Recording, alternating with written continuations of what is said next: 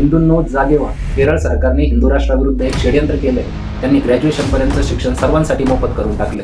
आपल्याला मनुस्मृती लागू करायची आहे, मग मनुस्मृतीनुसार शिक्षणाचा अधिकार सर्वांना कसा राहील आणि तो पण मोफत. तर बॅक टू रियालिटी, केरळ सरकारने मोफत शिक्षणाचा फक्त आदेश नाही दिला, तर त्यांनी ती एका पिढीमध्ये गुंतवणूक केली.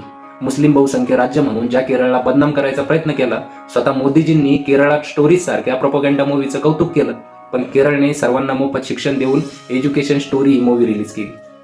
दुसरीकडे महाराष्ट्रात कमी पटसंख्येचं कारण दाखवून जिल्हा परिषद शाळा बंद केल्या जात आहे. 2 शाळांची 1 शाळा केली जाते. मग ती शाळा दूर झाली म्हणून आणखीन पटसंख्या कमी होईल. तर हा कुठेतरी मुद्दाम खासगी शिक्षण सम्राटांना फायदा करून दिला जातोय. आपली सावित्रीबाई फुले, महात्मा फुलेंचा जो विचार आहे, गोरगरिबांच्या पोरांना शिक्षण भेटलं पाहिजे, त्याला कुठेतरी छेद दिला जातोय.